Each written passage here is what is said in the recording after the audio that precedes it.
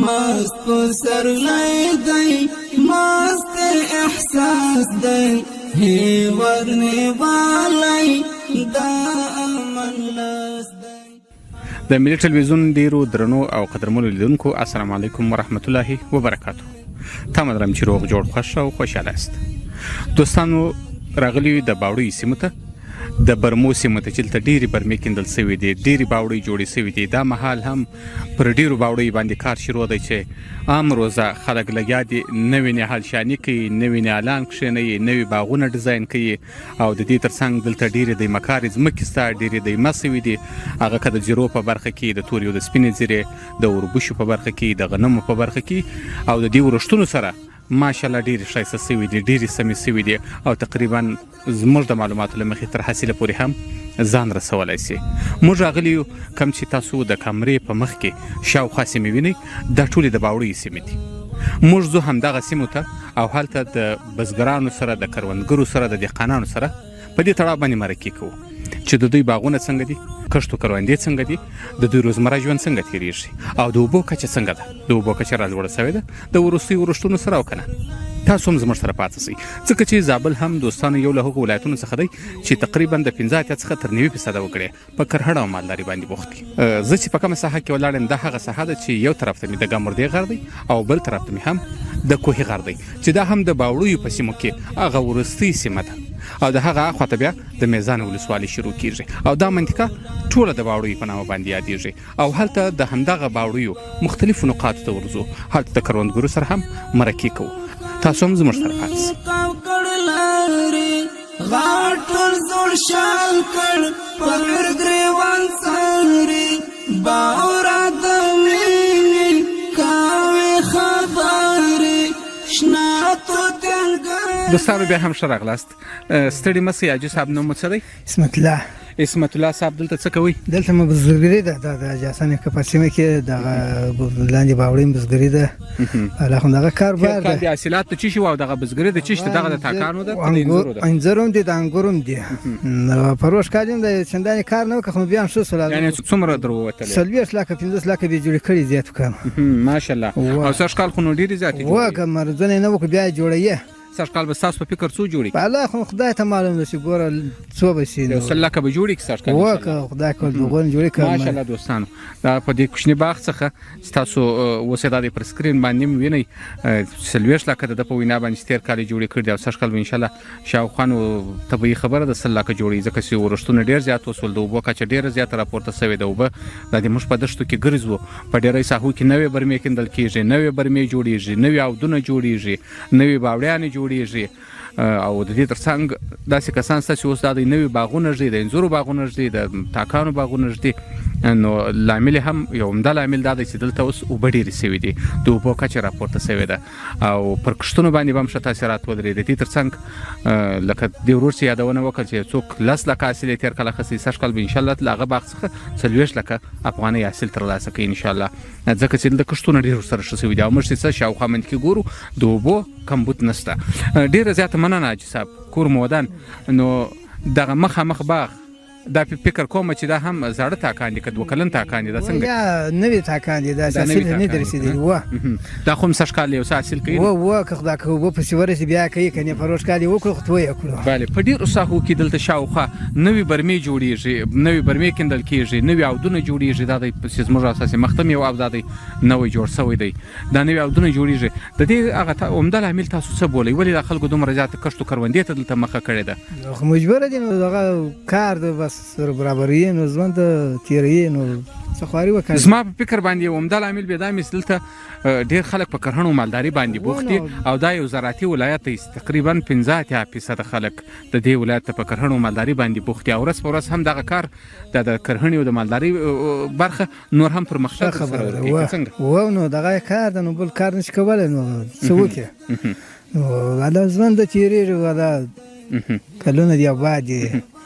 ستاسو دغه یوازې د انځورو د انګورو بزګري ده که نه دغه څنګ ته غنم هم یا دغه لاندې غنم زموږ دي، و غنم مو سره دي. په غنمو کې څومره دروځي؟ یعنې تر کاله پورې دې بیا بس کېږي؟ یا نه مو بس کېږي، د کاله مو نه بس کېږي، په خو درېیمه دي. د غنم تاسو څنګه کرئ؟ نو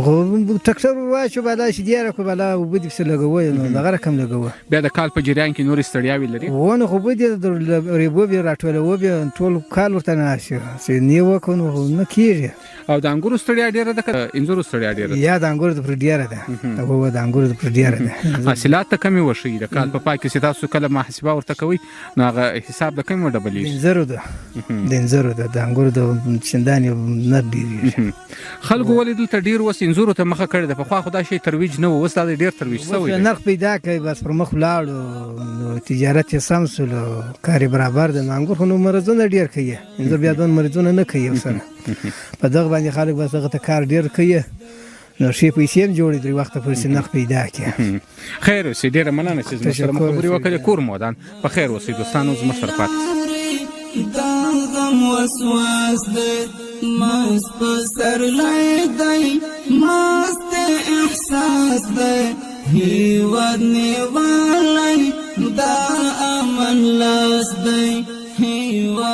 دوستانو یو بل سپنږیری حاجي صاحب چې دلته په کرونده کې لګیا و او دته هم راوګرځېدو چې حاجي کاکا څومره خوشحاله دی د دوی کښتونه څنګه دي او دلته چې زه ګورم دغه باغونه هم نوي کښېنول سوي دي که د انځورو باغ دی او که دا د تاکانو د انګورو باغ دی دا نوي کښېنول سوي دي او دې تر څنګ داسې کومه ودانۍ دلته جوړه کړې ده دا هم نوې ده داسې دوی د کومه ځایه راغلي دي او اصلي د دې ځای دی د بل ځای دی او د دوی کښتو کرونده څنګه ده له دوی څخه یې پخپله اورو حاجي صاحب ستړي مه سئ ستاسو نوم څه دی احمد ایوب خان احمد ایوب کاکو ستاسو کښتونه څنګه دي او دغه د انځورو باغونه مو نوي کښېنولي دي که نه موږ کښتونه دغسې دي چې موږ نوی کور نوی ژوند ده دغه مځکې مو رانیولي دي په خرید اوس راغلي نه دي اجارستان وایي ښه دغه مال ده له بدالۍ له نیستۍ دغه یې وبګۍ پیدا کړې لږ انځر ایښي بادام ایښي د غنم کرلي له کمزورۍ په ولاکم یا په شمشۍ واسرسي هغه هم ځان ورته ګرو کړی نیم په پورته هغه ته وایي ښه دغه وبګۍ هم پیدا کړې پې اخته وي دغه د انګورو باغ چې زه ګورم دا هم نوی کښېنولی دی ضرور دا ټول نوي دي دغه تاسو چې انځر ایښي دي دغه انځر ماته 2 کلن معلومیږي نو که د 100 کال انځر دی دا د څو کلو دی انځر دا انځر د اوس د 2 کالو دي 100 کال مو محصولات څنګه یې او ځکه چې اوبه ډېرې دي پر اوسه کال یې داسې نوی ګل دانه وکړ ته وایي ښه په هغه کې خپله په ځان ولاکه پیرزو هغه یو دانه راشکولې پییلې سړی چې یو خاورې پې پیدا کړو بله بله او دا راته ووایه حاجي کاکا غنم هم ډېر زیات کرل دي دا د غره تر لمنې پورې رسېدلي دي ماشاءالله او د انځورو باغ مو ماشاءالله ښه معلومېږي د اوبو کچې مو څنګه ده د اوبو په اړه راته ووایه غنم چې دي وینې یوه ټوټه هغه دي یوه ټوټه ده بله بله دا خو د هر سړي مځکې ځان ته دي اوبو ګزارت وایي ښه تر اوسه پورې ښه ده کومک دغه بارانه وکړو خدایي اوس د دغه غنمو خکا او دغه اوس چې اوبه کوي اول چې منی کرل سوي دي اوس یې اوبه کوي اول خکا ده دا غنم به نور اوبو کوي دو ته هم اړتیا نه لري ځکه چې وږې یې کړي دي او دا دی اوس اوبېږي نور خو انشاءالله دا تر حاصله پورې ځان رسولی خو یو وار 2 وار یې چې اوبه کې زیاتې انشاءالله کابو کېږي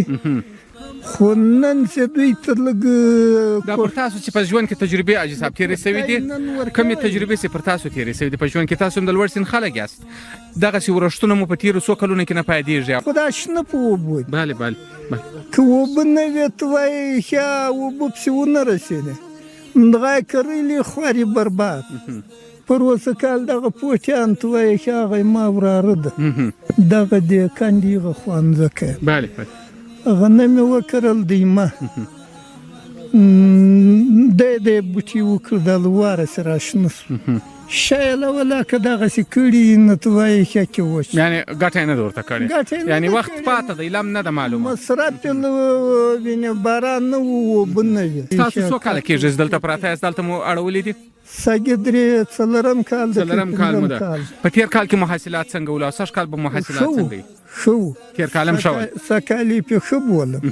او دغه تجاران چې راځي د مرکز کلا څخه راځي یا د نورو ولایتو څخه راځي بیا دلته مخکې له دې چې حاصلات ورسیږي دوی راځي هغه باغونه اجاره کوي، نو کوم وخت دغسې اجارې والا در باندې پېښ شوي دي؟ له اوسه خو م خپله نه دي لیدلي ځکه چې شی م نه لرم. هغسې دي دغسې ته وایي چې خلک راځي نه دغه باغ و د بل سړي ده. پر اوسه کال یې په 10 لکه به یې کړی. سږ کال به دغه باغ څو پیسې جوړي؟ سږ کال یې زیاتې جوړي. خیر اوسئ، خیر اوسئ حاجي صاحب چې زموږ سره مرکه وکړه، زموږ سره مو خبرې وکړلې، ډېره مننه. خیر اوسئ، خیر اوسئ. دوستانو له تاسو څخه مننه، زموږ سره پاتې شئ.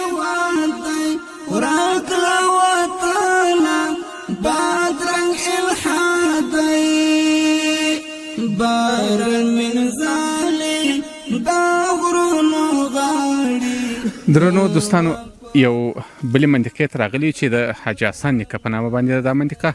او دلته هم دا کښت و کروندې ډېرې زیاته سوي دي، او اکثره کښتونه او کروندې او باوړۍ دا ټولې نوي لګول سوي دي، پخوانۍ نه دي. داسې دوی دغه خلک د کومه ځایه څخه راغلي دي او ولې کښتونو ته مخه کړې ده، دلته یې څه کرلي دي، له دې ورور څخه پخپله اورو. لومړی تاسو ځان رامعرفي کړئ، ستاسو نوم څه دی؟ ما نوم صمد خان. د څه وخت راهیسې راغلي یاست؟ دلته مو ځایونه جوړ کړي دي او دا کښتونه مو کړي دي؟ دا یو 4-5 کاله کېږي چې دې ځای ته راغلي یم. اوس هم دا دی شاوخوا پر باوړۍ باندې کار شروع دی، پر برمو کار شروع دی، ځینې باغونه نوي ښودل کېږي. نو ولې دلته دې خلکو دومره زیات د زراعت مخه کړې ده؟ تاسو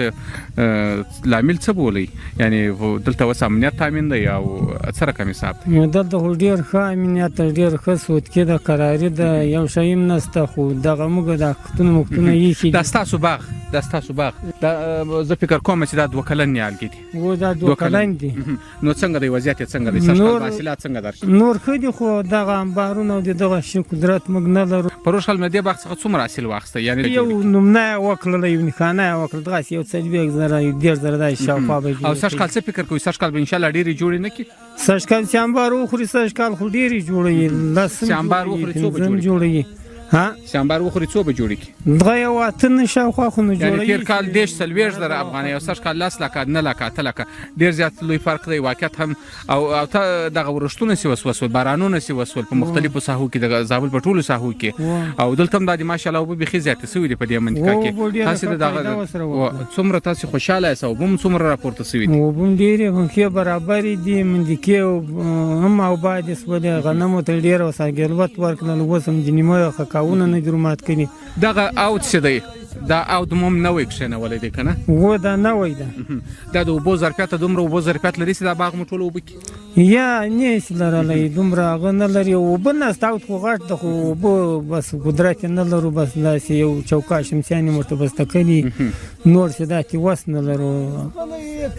خالي بس ماسې پرې رسوی، دا ځای اوبه کو هغه شودیار وروکو، بیا بل ځای اوبه کو هغه شودیار وروکو. یعنې ګزاره سره کوئ؟ و په دغه ګزاره سره کوو. صحیح ده، ډېره مننه. خیر اوسئ، ژوندي اوسئ. څومره اخلاص دی ګلاب ایښی شاملن کې پاس دی ګلاب ایښی. درنو لیدونکو، بیا هم د باوړۍ په سیمه کې یو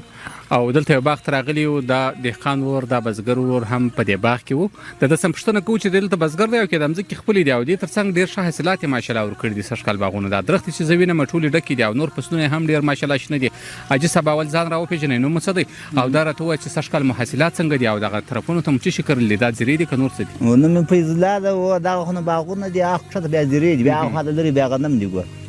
او دغه دا زیرې مو سوي دي، غنم مو سوي دي، بادام دي، انګور مو دي. دغه څلور ډېر قلمونه شان هم کرلي دي او ډېر ونې هم لري، قسم قسم چې انګور دي او بادام دي. نو د دې څه به ښه حاصلات هم سږ کال انشاءالله لاسته راوړي، ځکه چې ورښتونه ډېر زیات انشاءالله بیخي ښه اوبه دي، بیخي پر لګولي لا نه دي، شمسیان خو چالانې کړي لا نه دي. دغه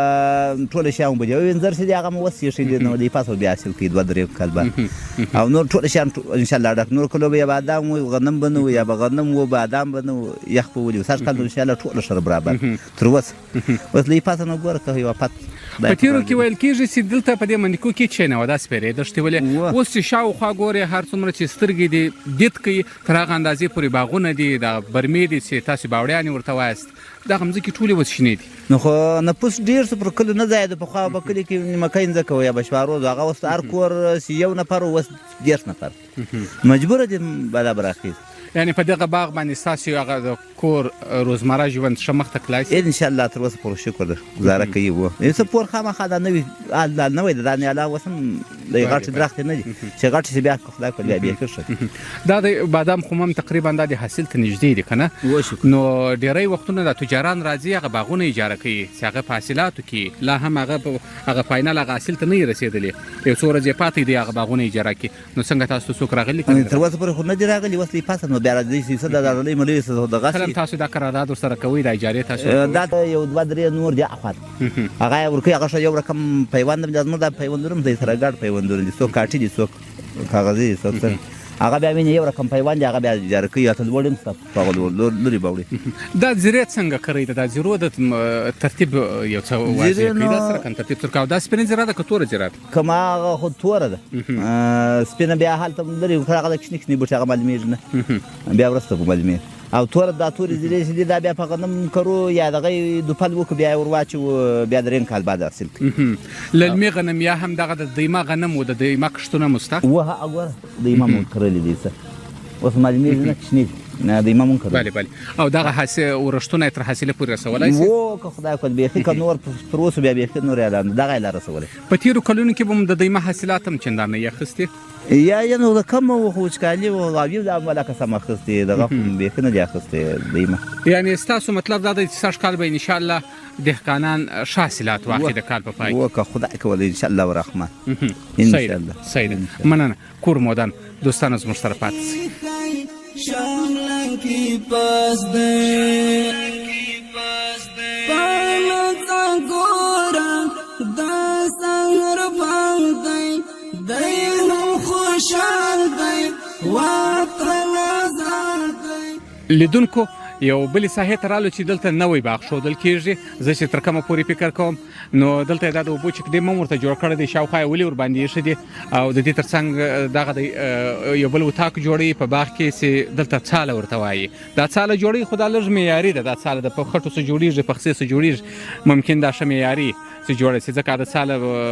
یوازې د زوزانو د ترخو د بوټو څخه جوړېږي دلته چې کومې مروجې دي نو دغه ورور دلته لګیا دی د څخه هم پوښتنه کوو چې دی دلته د څه وخت راهیسې لګیا دی دلته څه شي ورباندې جوړوي او دلته څه شي کوي دلته خو د باغ نقشه م اچولې ده تاسو ستړي مه سئ اول ځان راوپېژنئ ستړي مه څنګه یاست ښه یاست کور مودان خیر اوسې په خیر اوسئ ژوندي اوسئ تاسو دا راته ووایاست چې دلته تاسو څه کوئ دغه څاله جوړوئ کوټه جوړوئ دا څه شي جوړوئ موږ دا د دوبي دپاره څاله جوړوو د ژمي دپاره چې معنا له یخ څخه خوندي یم د دوبي دپاره چې د ګرمۍ څخه خوندي یعنې د باغ دپاره کومه چې باغ جوړ شي بیا په باغ کې استفاده ځینې کوئ خیر او د دې تر څنګ مو د باغ نقشه م اچولې ده د انګورو تاکان ورباندې شته و یو 1800 تاکان مو سږ کال کېښوو د خیره نو د هغه انشاءالله وشنه دي نور باغونه مالته نور هم شته خو دغه یو ځای نه ده چې یو دغه ځای مو ده یعنې تاسو هم دغه باوړی و دا باغ و دا ټول سیستم مو نه وی دی اوس مو په کار شوی سږ کال مو دا 2 میاشتې کېږي چې کار مو فعاله کړی دی او تر څنګ مو نور هم ډېرې زیاتې شمسیانې معلومېږي باغونه معلومېږي او نوي مځکې هم دا دی کار ورباندې شروع دي خلک باغونه ږدي ولې دومره لیوالتیا زیاته سوې ده تاسو هغه عمده لامل څه بولئ نو دلته اوس تجاران هم ډېره زیاته مخه کړې ده تجاران خو هر ځای امن یې هلته ځي پخوا بیخي دلته رکلی نه سئ شپه بې لا نه سوکله اوس د شپې هم ګرځي تجارت کوي په انځر اخلي انګور اخلي یعنې دغسې باغونه هم په اجاره کوي چې هغه بیخي حاصلات یې کړي خو د هغه څخه حاصل ترلاسه سوی نه وي نو هغه هم د اجاره کوي ټول باغونه په حاصلاتو کې هغه درختې ټول اجاره کوي و څنګه انګور رونه سوي لا نه یې دغه کړی ټکا ولی پر هغه ځای روپۍ ورکړي څنګه پاخه سوله بالا سرخیل د نخلاص ته نو ټول کار د تجار ده دغه تاسې کوم چک ډیم جوړ کړی دی دا د دې باغ دپاره کفایت کوي دا اوبه و پر ډېرې لا دی په 2 وارې سې ډک بالا ټولو باغ اوبه ولی شي نو بالا دغو نه قدر مې جوړ کوي ولې مو کېږي کور مودان ډېره مننه په خیر شامل کی پاس دی گلاب ایخی شامل کی پاس مست پر سر لای دی مست احساس دی دلته د حاجي کاکا په کار باندې لګیا وو نو زه فکر کوم ډېر به ستړی مې د ولاړېدو به نه یې ځکه چې تاسو یې وینئ چې حاجي کاکا یو څه سره ستړی سوی دی او باغ هم تر ډېره چې موږ وکتئ باغونه یې نه وي ښولي دي نو د ده څخه معلومات اخلو حاجي کاکا ستړي مه سئ او ځان ملي ټلویزیون ته وپېژنئ خیر اوسئ ته هم ستړي مه سئ د ګاګرۍ د کلي حاجي غلام سرور یم کور مودان حاجي صاحب دا راته ووایاست چې دغه باغونه مو نوي کښېنولي دي دا باغونه هم سږ کال کښېنولي دا دومره وخت مو دا باغونه نوي نه کښېنوله چې اوس ورته لیواله سوي یاست او دا مځکې ټولې کړئ دا دونه عمر خو د اول دغه پوسته وه دا پوستې دلته نه پرېښو بل دا سړک و دا سړک امنیت نه و ټکان به و نو په دغه خاطر نه موسی دا ځای آبادولی اوس مو کښتونه څنګه دي کروندې مو څنګه دي اوبه شته و شکر د اوس خو دا د برمې پر چا لاندې دي هندارې پر ولاړې دي غنم باغونه پر شته څه فکر کوئ د تېرو کلونو په پرتله باندې به سږ کال زیات حاصلدار نه کړي ځکه چې بارانونه سږ کال ډېر شوي دي سږ خو امیدواره یو خدای ته چې انشاءالله آبادي به ډېره وي اوبه نه غواړي شی نه غواړي دی خاص ولې خلکو دومره زیاته لیوالتیا ښودلې ده چې اوس دلته موږ تر ډېره پورې وینو ډېرې باوړۍ نوې جوړېږي ډېرې برمې کندل کېږي او د دې تر څنګ ډېر باغونه نوي ښودل کېږي یو خو امنیت برابر ده د امنیت په خاطر باندې د بل خو نو دا خلک دغه ځمکې دي د کاریزونو ځمکې دي کاریزونه وچ نو اوس دا برمې و دغه شمسیانې پر پرتې هر سړی پر خپل ځمکه باندې خپل کار کوي تر ډېره پورې د نورو ولایتو څخه تجاران هم راځي په خپله د دې زابل ولایت تجاران هم یې کوم وخت چې په باغ کې حاصل یا هغه حاصل هم لاسته نه وي ځینې راغلی تر هغو پورې نو هغه حاصلات دوی په درختو کې لا رانیسي اجاره کوي یې باغونه نو سږ کال به بیا ورته خوشبینه یاست ځکه سږ کال حاصلات ډېرو باغونو ښه شوي دي و انشاءالله حاصلات خو برابر دي زموږ خو دغه انګور څه اوس اصلي حاصل دی دا انځر خو نور تازه دی ایښي دي انګور مو اجاره کړي نه دي موږ یې په کشمش خانو کې وچوو او بیا یې خرڅوو چې وچې اوس بیا یې خرڅوو مننه کور مودان ژوندي اوسئ په خیر اوسئ دوستانو زموږ سره پاتې جوړه ملګري وخپل آواز ته بل نشه دی لزړه لارې دا غم وسواس دی وخپل آواز ته درنو دوستانو او محترمو لیدونکو د باوړۍ په سیمه کې یو بل باغ ته راغلو چې ماشاءالله ډېرې ښې شنې ونې پکښې دي او موږ هم پر دا شنو ونو باندې راوګرځېدو دلته چې ګورو دا ورور په باغ کې ولاړ دی له ده څخه پوښتنه کوو چې شی کرل دي حاصلات یې سږ کال څنګه دي ستړي مه سئ او ځان مې له ټلویزیون ته وپېژنئ السلام علیکم ورحمت الله وبرکاتو وعلیکم سره مخکې ته سلامونه او ستاسو چې خدای راوست تاسو خدای مرکله راوله کور مو ټول اوریدونکو لیدونکو ته سلامونه او نیکې ډېره مننه په خیر اوسئ دغه باغ مو د څه شی دی باغ کې نو بس د بادامو درختې دي زردالو دي نوي مینځر ایښي دي انګور دي زیره ده سپینه زیره ده توره زیره ده غنم دي نو حاصلات سږ کال انشاءالله ښه دي برابر دي اوبه مو څنګه دي سږ کال اوبه مو بیخي تر اوسه خو شکر د بیخي یو مخشي دي کلونه آباد سو بس الله پاک شه د خیر بارانونه وکړو اوبه ښې پرېمانه دي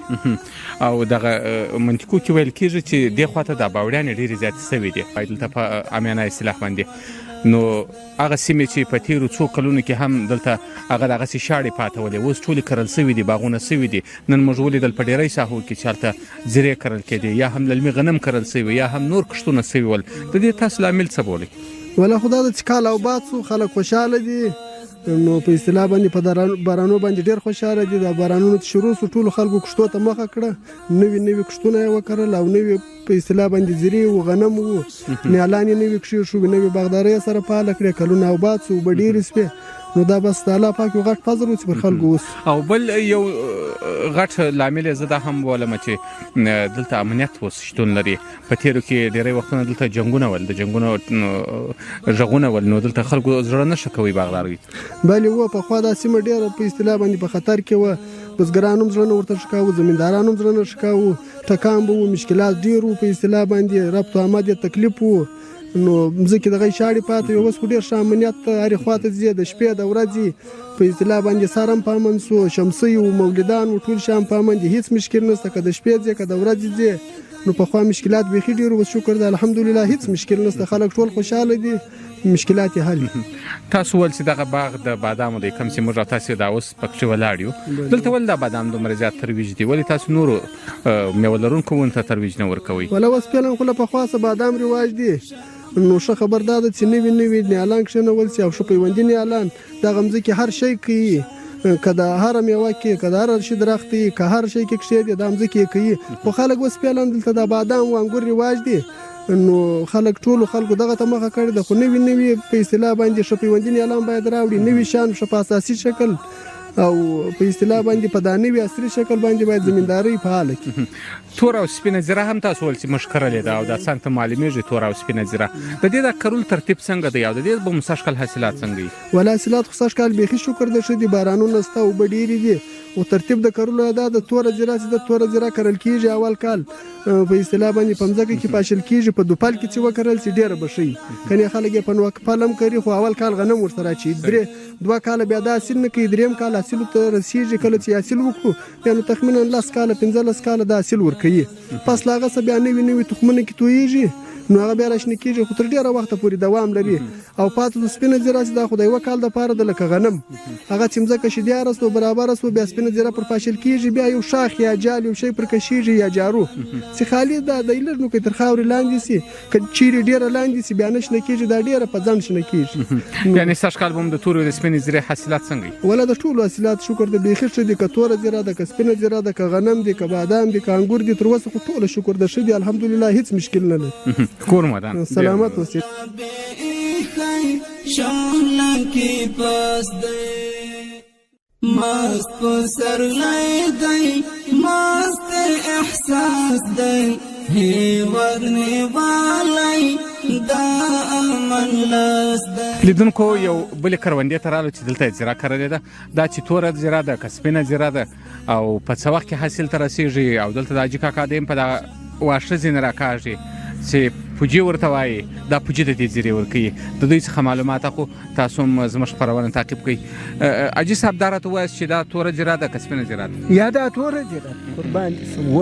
حاصلات به مو سږکال څنګه د تېرو کلونو په پرتله باندې؟ ذاتي خو حاصلاتو کې فرق شته، خوروار وکړي 50 منه وکړي، دا للمې ده که اوي؟ یا اوي بابرمنه مې داري صورت ولا په تیرو کلونو کې تاسو ته تعویض یې کړی و دا اوبو سیستم مو څنګه دی؟ اوبو مو د اوبو کچه سره راپورته شوې ده که نه راپورته شوې؟ یاره خدای ښه ده راکې نه ده معلوم ده چې دغه تربیه شوې ده، نه مو ته چالانه کړې ده، هندارې مو نه دي چالانې کړي. و دا اوس د واښه ځینې کاږي دې زیرې و دا پوجي ورته وایي، دغه پوجي یې کوي. دلته نورې کښتو کروندې څنګه شوي دي؟ دا ستاسو شاوخوا خو دا د باوړیان هم ماشاءالله ډېرې شوي دي چې برمې تاسو باوړۍ ورته وایاست که نه؟ و برمې دا برمې بیخي ډېرې زیاتې شوي دي، خلکو هم کښتو کروندې ته مخه کړې ده او تجارانو هم دې ته ډېره مخه کړې ده. دې خواته راځي ځینې وختونه دغه باغونه دغسې رانیسي چې هغه حاصل ته لا نه یې رسېدلي، ځینې رانیسي د خلکو څخه اجارې هم وایي، خو چې سره جوړ شو هغه دغه بیا په کشمشخانو کې هم زړوي. ستاسې په یادېږي حاجي صاحب دلته هغه وخت برمې څومره وې، دا باوړیانې څومره ول، د کښتو کروندې مځکې څنګه ولې، اوس څنګه دي؟ اوس خو بیخي داسې ډېرې شوي دي. هغه وخت شی نه و، دغه کاریز اوبه مو لګولې، باوړۍ یوه هم نه اوبه مو لګولې کاریزي، چې کاریز وچ شو اوس دغه برمې دي. برمې خو هم پر دغه ډول دي، بعضې اصولو ته رسېدلي دي، بعضې نه دي رسېدلي. اوس کاریزو کې اوبه شته؟ اوبه چېرې په سطح یعنې اوبه ډېرې کښته شولې، اوبه ولاړې نشتې، کاریز دغه یې وچ کړه. دلته ډېری دهقانان به داسې نیسي اوبه ډېرې بې ځایه مصرفوي، یعنې د 2 انچه اوبو ته ضرورت یې خدای 4 انچه اوبه ضایع کوي، یا پر کښت یې لګوي دغه یعنې اړتیا وي ورته اضافه اوبه نه مصرفوي، یا اضافه. یعنې اصلي لامل یې دلته دا هم دی د اوبو د ټیټوالي یو چې دلته برمې ډېرې شولې، ډېرې اوبه راخېږي د مځکې څخه. ذاتي نه یم خبر، خو بالا برمې چې او بس چا کار کوي برمه وي هندارې ورته راوړي. ذاتي چې دغه کیسه ده وچکالۍ کښته کړي، هسې نو خدای په خبر. صحیح ده، مننه حاجي کاکا، غم وسواس دے مست پسر لائے دے مست احساس دے ہی ورنی والی دا امن لاس دے. د ملي ټلویزیون ډیرو درنو او قدرمن لیدونکو ډیره زیاته مننه. کور مودان ومیدل په همدغه راپورتاژ کې چې د زابل ولایت اړوند د باوړیو د سیمو مختلفو نقاطو ته ولاړو او هلته مو هم ولیدل چې د ګامردې د غره څخه رانیولې، د کوهي د غره څخه رانیولې، بیا هم د باوړیو تر پایه پورې او تر قرولې پورې مو همدغه د باوړیو سیمو مختلفو نقطې وکتلې او د کروندګرو معلومات مو هم ولیدل چې ستاسو سره مو شریک کړل. تر راتلونکي خبرونې مو پر لوی او متعال څښتن ته لاس پارو. الله مو مل وخت مو بخیر.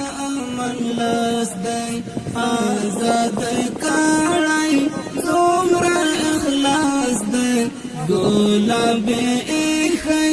شام لنکی پاس دی